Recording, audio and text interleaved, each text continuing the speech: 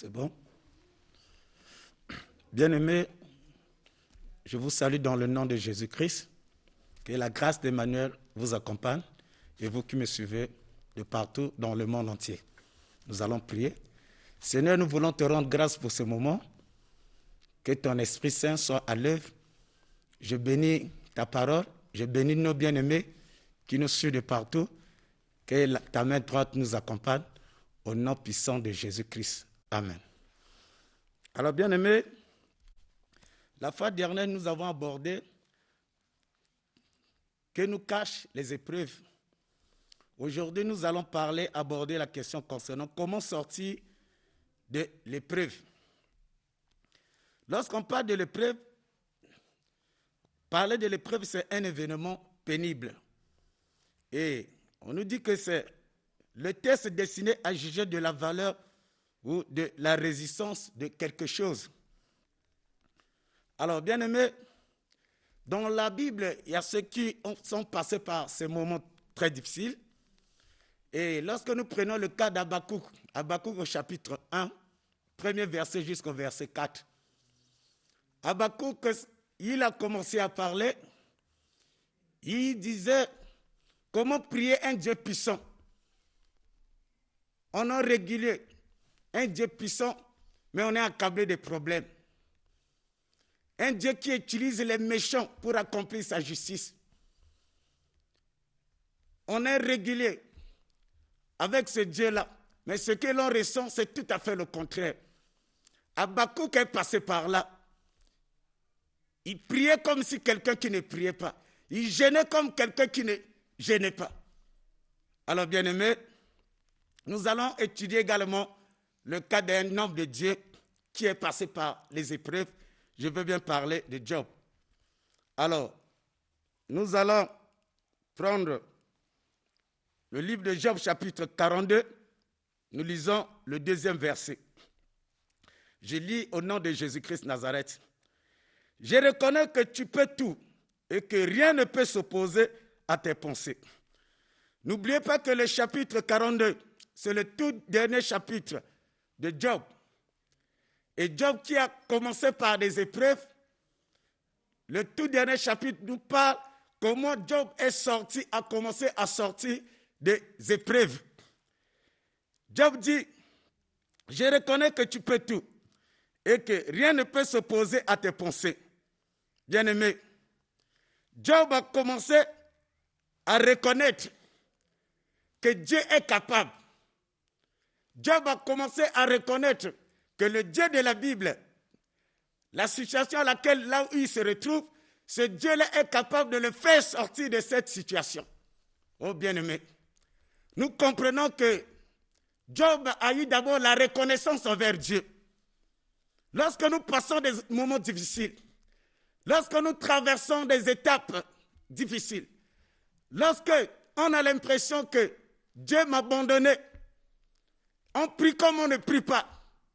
Que faut-il faire? Job a commencé à reconnaître que Dieu est grand. Alléluia.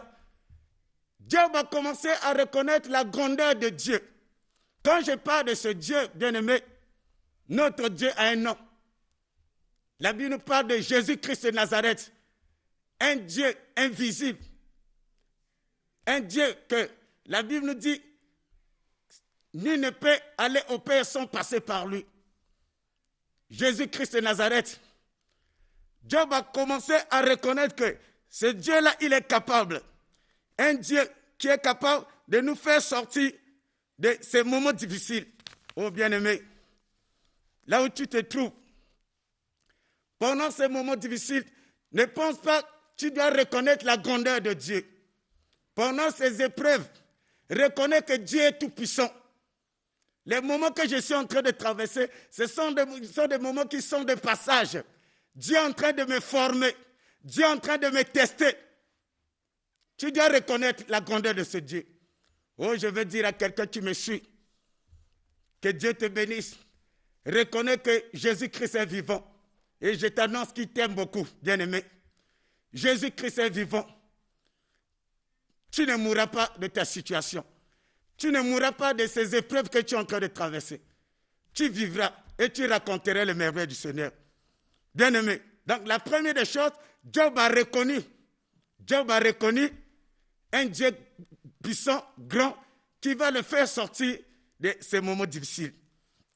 Alors, Job chapitre 2, verset 9, Job a eu des échanges de paroles avec sa femme et certaines justifications avec ses amis Eliab et autres.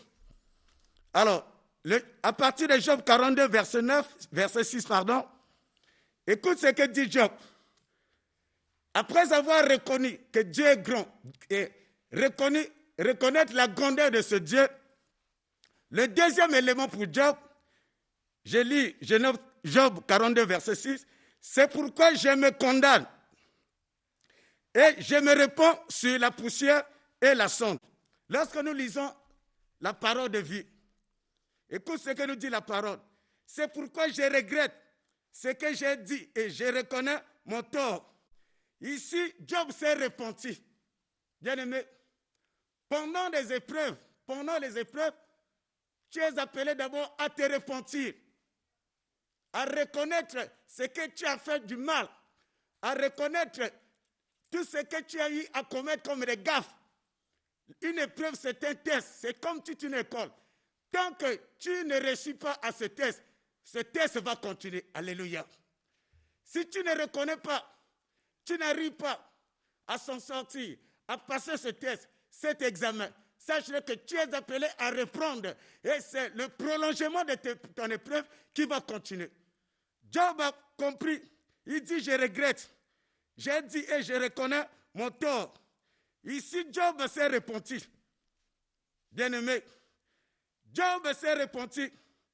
Il a compris qu'il a mal agi.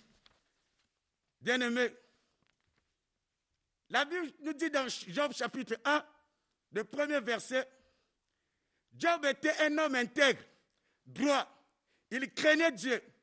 Il s'est détourné du mal. Nous comprenons un homme intègre qui craignait Dieu et qui s'est détourné du mal, mais se repentir. Ça veut dire que dans le domaine de la repentance, peu importe ton titre, peu importe tes fonctions, peu importe ton statut, quiconque, n'importe qui est appelé à se repentir devant le Dieu de la Bible.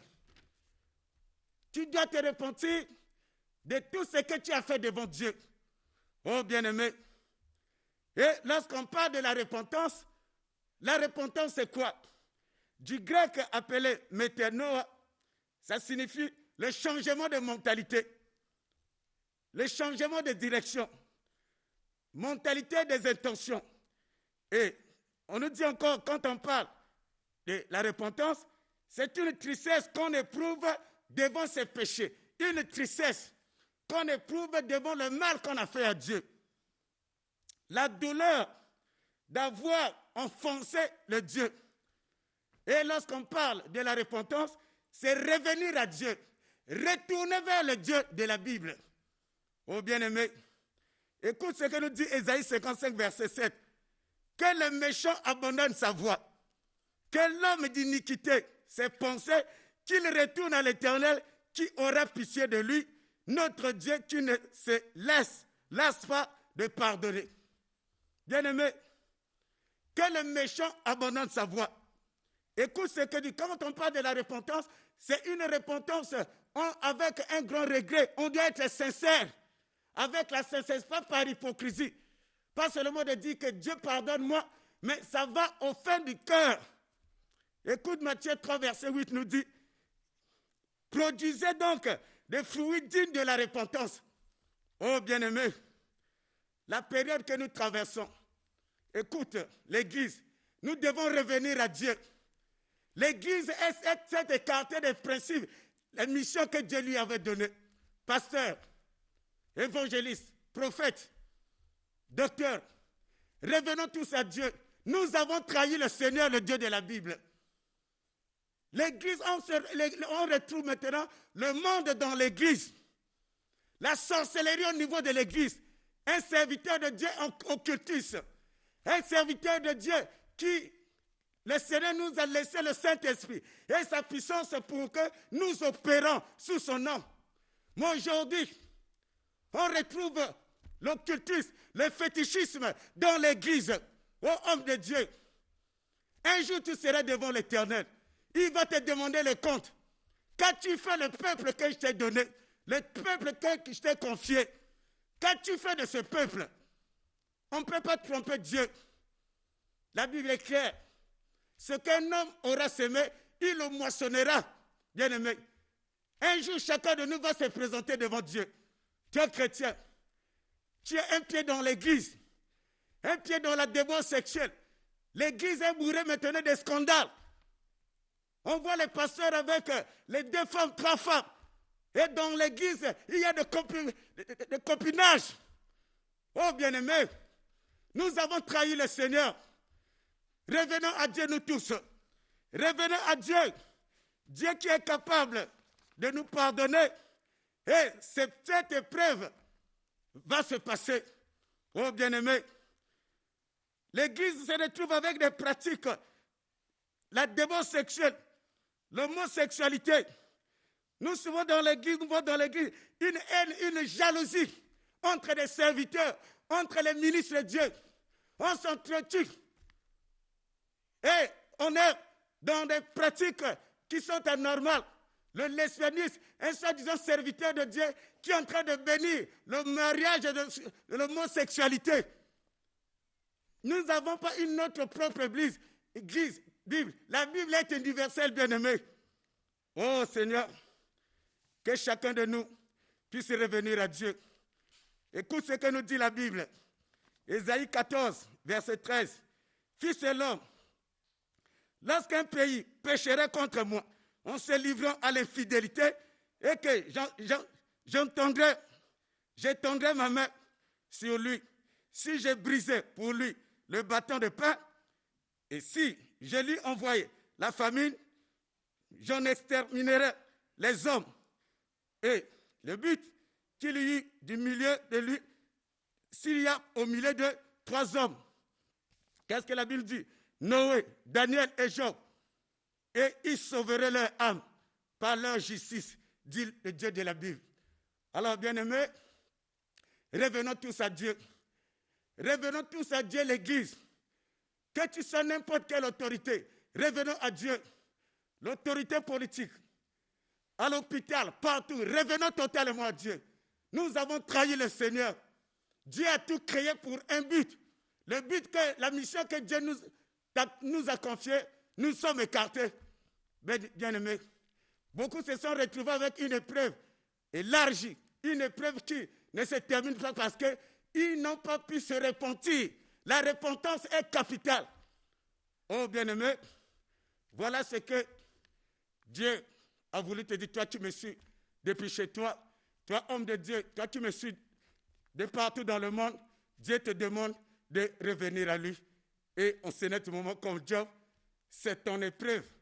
Votre épreuve va s'arrêter et Dieu va reprendre les bonnes choses, les promesses qu'il a eu à faire envers toi et le tout va fonctionner. Alors voilà les 2 éléments que nous avons voulu parler en empruntant le cas de Job. Et si Dieu le voulant, la semaine prochaine, nous allons continuer en ajoutant d'autres éléments. Alors j'aimerais prier pour tous ceux qui sont malades, qui sont en train de me suivre. Là où tu es sur ton lit de l'hôpital, là où tu es dans ta maison, toi qui as des problèmes, élève ta main droite, je vais prier pour toi. Le Dieu de la Bible, je bénis le bien-aimé qui m'a suivi. Je bénis le bien-aimé qui s'est repenti. Le bien-aimé dans cette parole a touché son cœur. Tu as dit, il envoya sa parole et sa parole est guérie. Je transmets la guérison à ce bien-aimé qui reçoit la guérison là où il est. Que toute maladie qui est en train d'agacer le bien-aimé, Père, puisse le quitter au nom de Jésus-Christ Nazareth. Alors, bien-aimé, j'aimerais te dire, si tu veux me suivre, et l'essentiel est de cliquer. À partir de 12h, nous allons voir un culte en ligne. Et tu fais cliquer l'Église La Vie en Jésus-Christ sur Facebook et sur YouTube. Et à partir de 12h, on sera en ligne avec un culte direct. Et je suis le révérend Ange Aluna Bienvenue. Et mes contacts, 06 663 71 52. Alors, que Dieu vous bénisse, que sa grâce repose sur vous, qu'il nous accompagne. Et bon dimanche, merci et à la prochaine.